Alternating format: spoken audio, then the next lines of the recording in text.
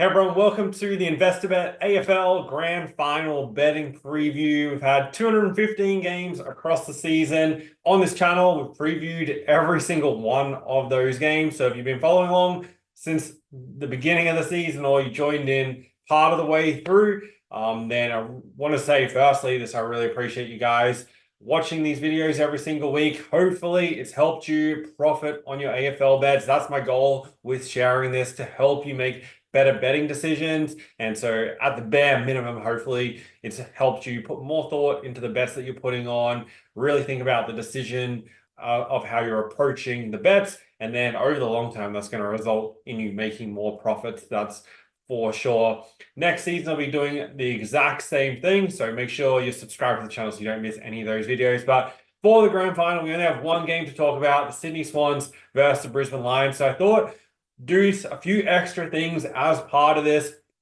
As always, I'm going to go through who I think is going to win and what I'm considering betting on in this game. But I'm also going to break down in a bit more detail, more of the process of what I do when I go through and analyze a game. So you get a bit more of a look at that. This is something I do for every game throughout the season. But, when we've got 9 games to go through in a week, then I really condense it down to just give you a few of the key points.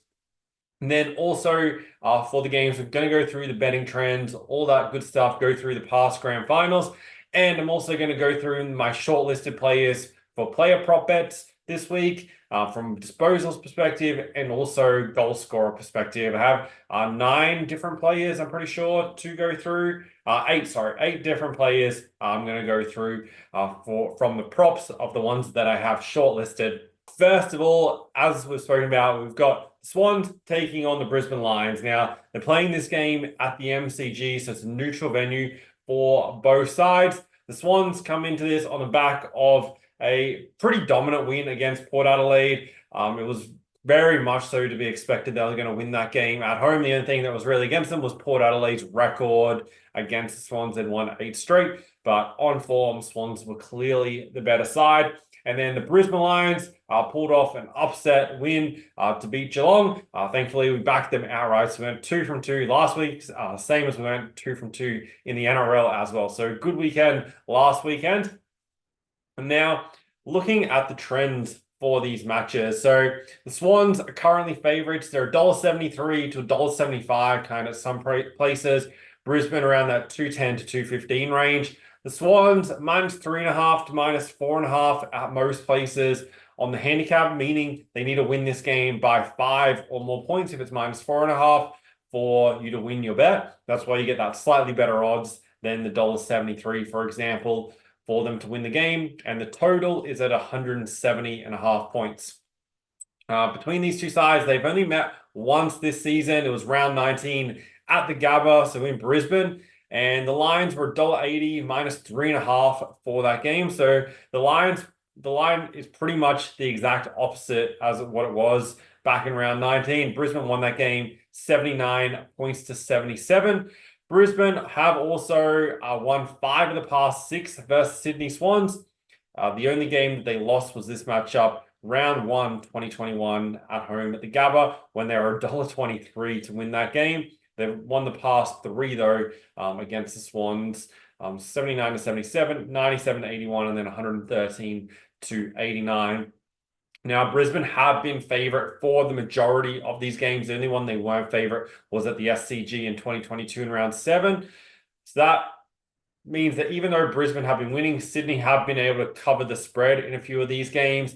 They've covered the past 2, didn't cover this one when Brisbane won that game as the underdog, but they did cover when they won as $4.20 outsiders and were plus 24.5. So they've covered 3 of the past 4 versus the Brisbane Lions. Brisbane come into this game on the back of 4 straight wins, and they've also won 13 of their past 15 overall. The 2 games they lost in round 22 and 23 against GWS and Collingwood. Both those games, they're in really winnable position, so could have easily avoided losing those games. However, Their last two against GWS and Geelong, they were both games where, at halftime, majority of people were expecting GWS and Geelong to go on and win those games, and Brisbane were able to come back. So it does go both ways, but overall, they're in really good form, winning 13 of the past 15. They didn't really have the best start to the season. They lost 5 of their first 7 games, but pulled it together from that point forward, pretty much from round 8 when they beat Gold Coast. And their form since then has been very, very good, and got them back to the grand final, which they were in last year when against Collingwood. They took the lead late in that game. Then Collingwood, through Jordan De Goey, got the goal back and were able to hold on for the final couple of minutes. So, exactly a year later, Brisbane get their opportunity to win the premiership. They haven't won grand finals since 2003, and last year was the first time they've been in one since.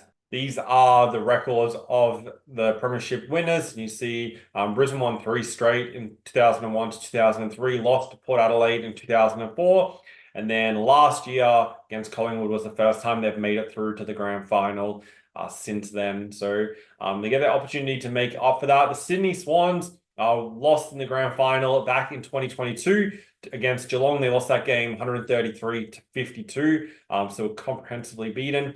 Their previous times in the grand final was 2016, where they lost to the Western Bulldogs 89 to 67. They also lost to Hawthorn in 2014, 137 to 74. So they've lost their last 3 grand finals. Brisbane have lost their last 2. Sydney last one in 2012 when they beat Hawthorn 91 to 81. Sydney kicked 14 goals, 7 in that game, so were very accurate compared to Hawthorn's 11 goals, 15. Whilst we're looking at the previous grand finals, some of the betting trends and what's happened in these games, the last 4, so 23 back to 2020, all 4 of those games, the match has gone over the total points betting line. Prior to that, there were a lot of games going under the number. Then the favorite has won the past 5 grand finals going back to 2019. They've won 5 of those outright.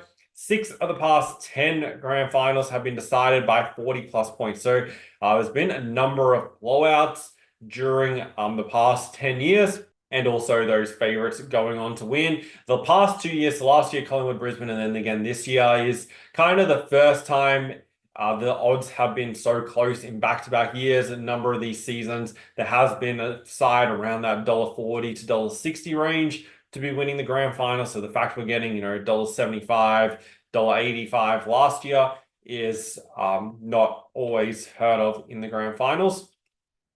Some of the other betting trends between Sydney and Brisbane, 5 of the past 6 head-to-head have gone over the total points line. The only one that didn't was this year at the Gabba, where it was 183.5 and fell short of that number in a fairly low-scoring game. Only 156 points scored there, so we've got a 13.5 point lower number, more similar to their previous meetings back in 22 and 23. 9 of the past 10 between these two sides have been decided by 1 to 39 points. So they kind of have a history of close games. And also this season, neither of these sides really ever get blown out. So firstly, Brisbane, the games that they've lost this year, they've lost 8 games and had 1 draw. 7 of those 8 losses have been by 1 to 39 points. And then the Sydney Swans have had 6 losses this year. 5 of those 6 were by 1 to 39. And if we break that down a little bit further, Brisbane, this is their 20-point margins. Their losses have kind of evenly been split between the 1 to 19 and 20 to 39. Swans, though, of their 6 losses, 4 of them have been by 1 to 19 points. So that tells us that, when Sydney are losing games, majority of them have been by very, very close margins, whereas Brisbane it evens out between that, 3 to 6 goal kind of range. That's definitely something to consider. Then at the MCG, Sydney have lost 6 of their past 8 at the venue, and Brisbane have lost 24 of their past 29 at the MCG. Both teams, though, have won 2 of their past 3, so their more recent form has been better than their overall form.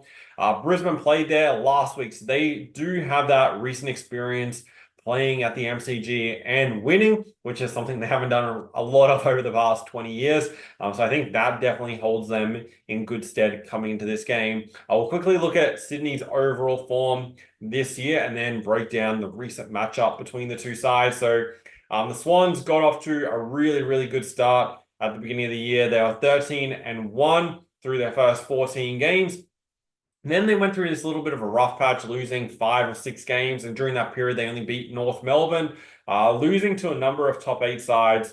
So during that period, they lost to Brisbane Lions, Western Bulldogs, and Port Adelaide. The other losses, close margins between Fremantle and St Kilda, who were both sides kind of on the verge of the top 8 by the end of the year.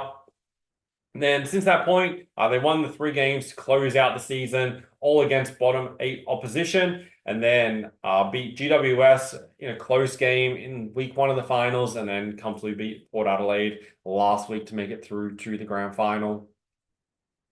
One interesting thing when I was looking through the numbers for these sides, firstly, as a favorite this season, the Sydney Swans have covered 15 of 22 games. They've been very successful against the spread. They've won 18 of those 22 games outright.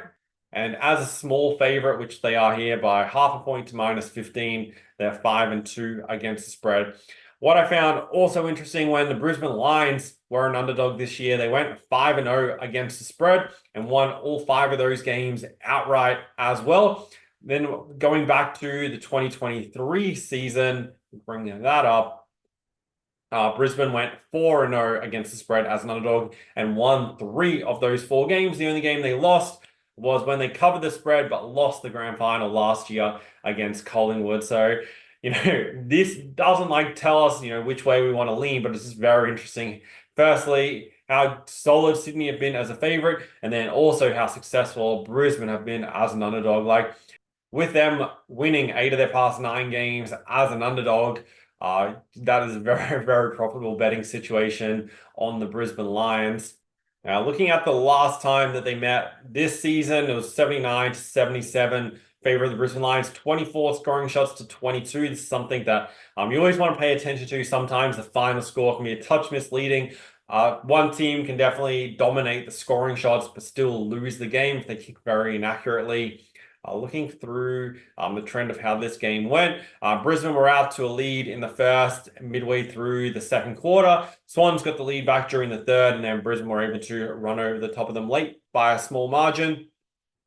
Looking through the statistics for this game, Brisbane won the inside 50 count 56-48 and went at 55% efficiency inside 50. Swans at just under 48%. Brisbane dominated the clearances 44-34, both in the center and at the stoppages. That's definitely key. Turnovers, fairly even 58-59. These are some of the metrics that I'm going to get to in a minute when we break down and analyze this game. Marks inside 50, very even. Brisbane had 116 marks to Swans 98. This is another key number.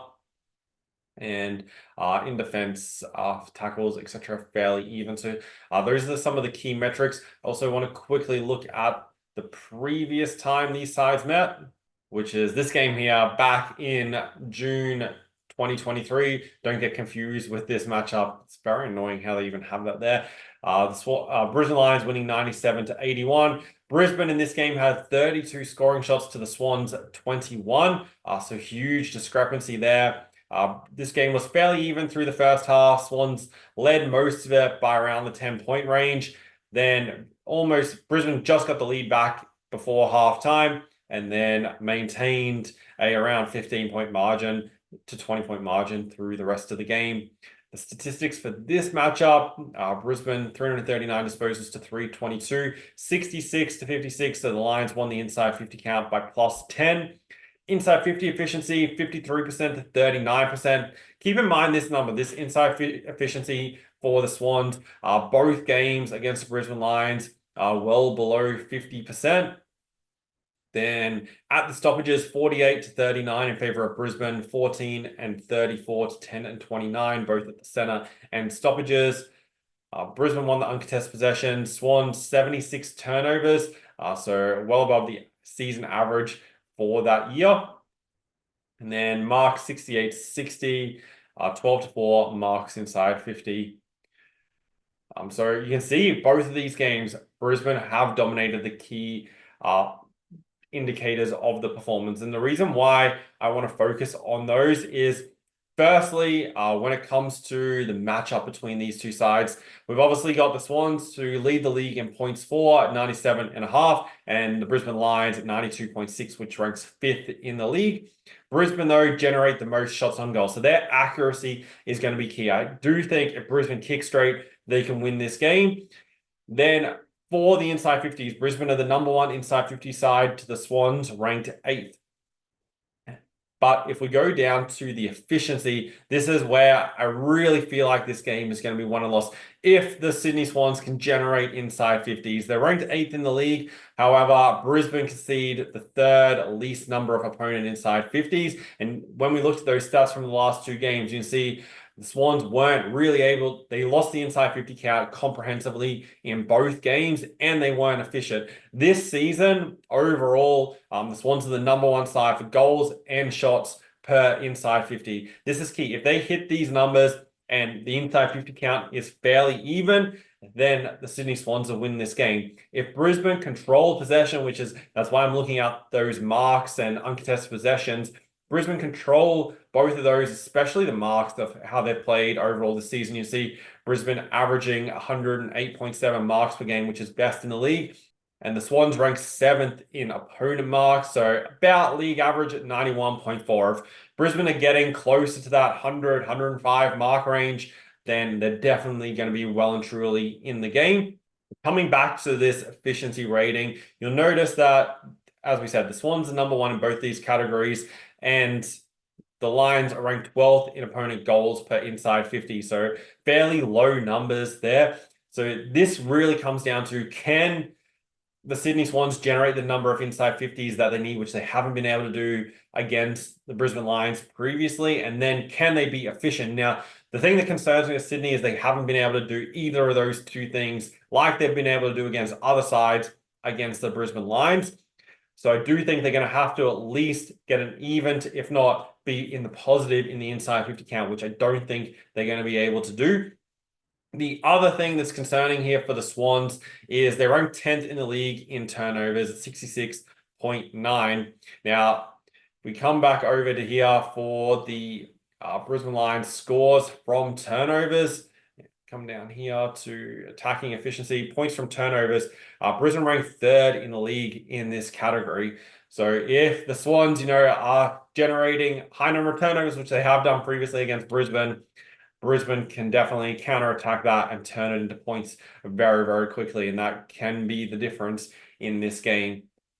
So those are some of the real key metrics that I feel like are going to determine who wins this game.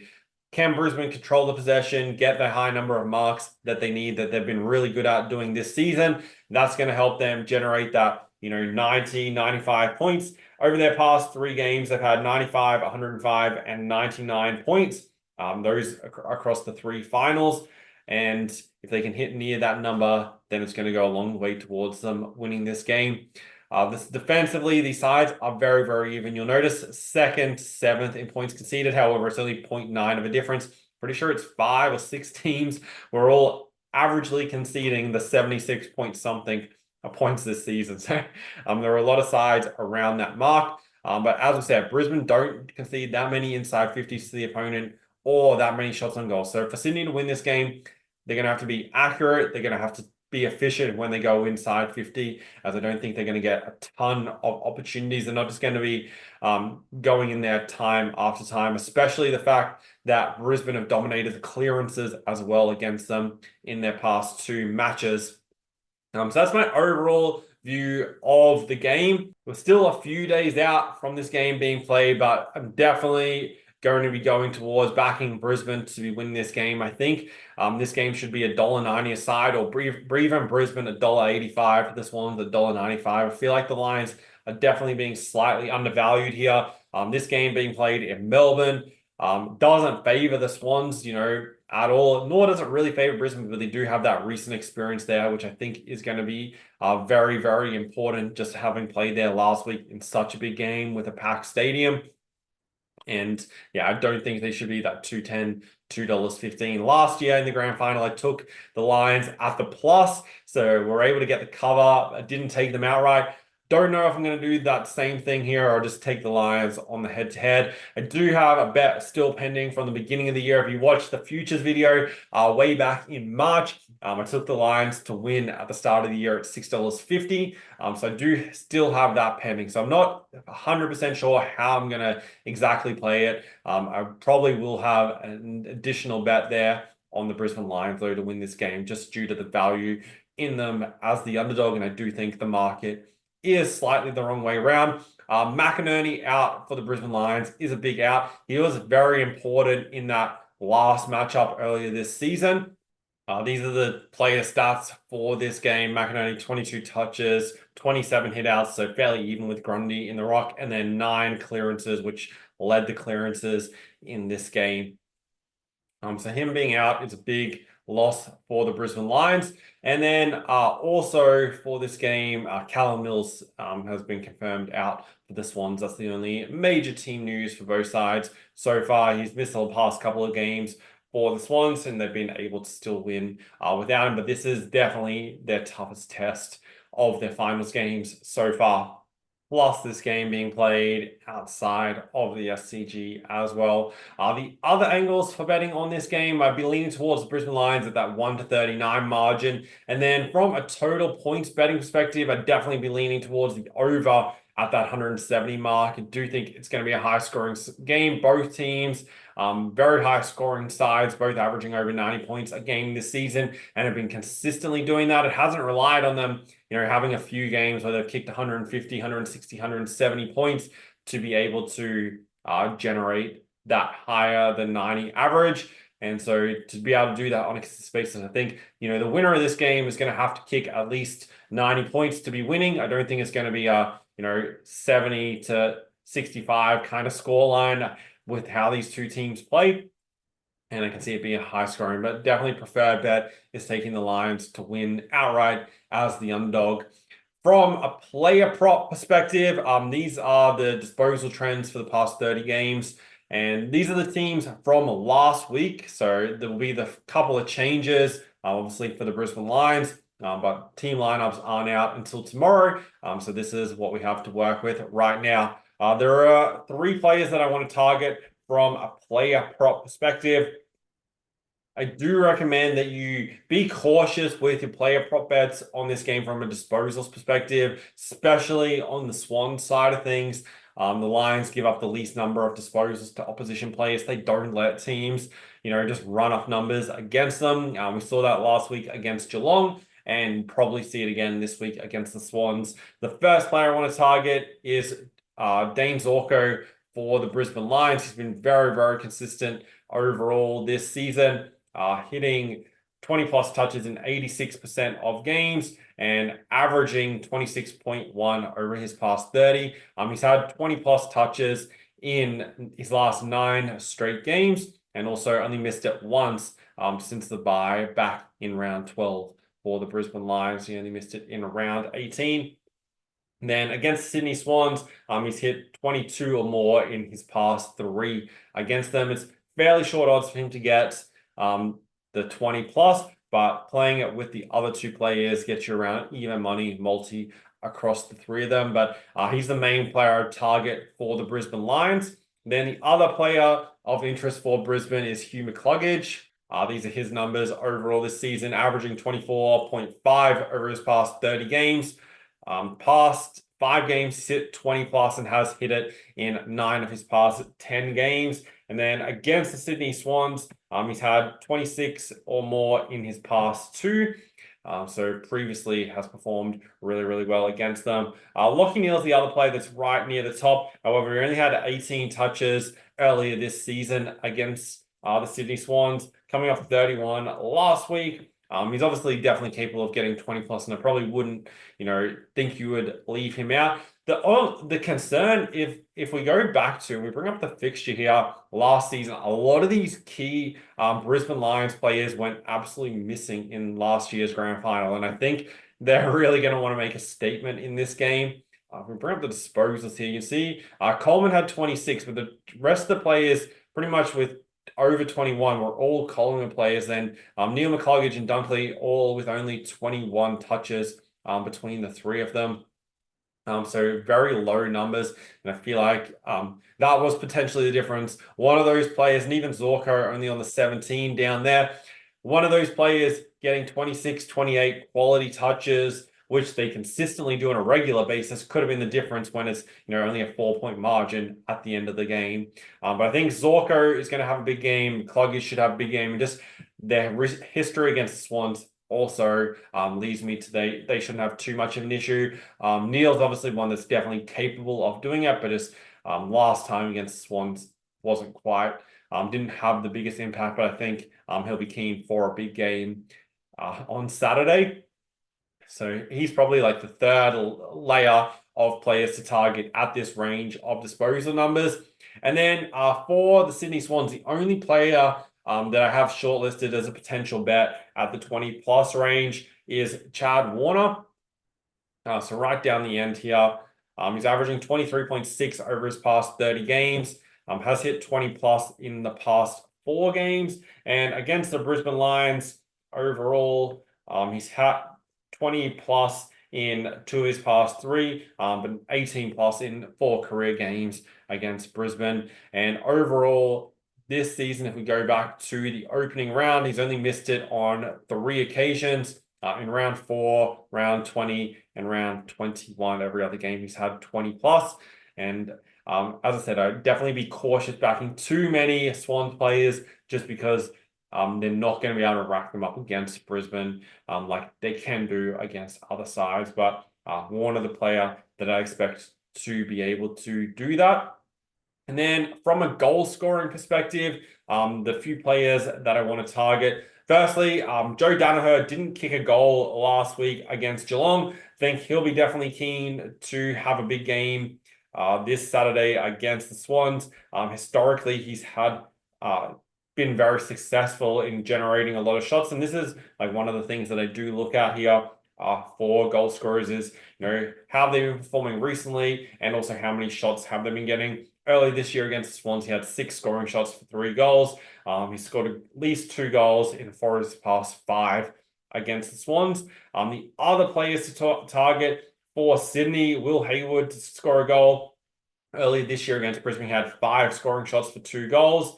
Didn't kick a goal last week, but has scored 2 or more in 3 of his past 5, and has scored a goal in 4 of his past 5, including the past 3 against the Brisbane Lions.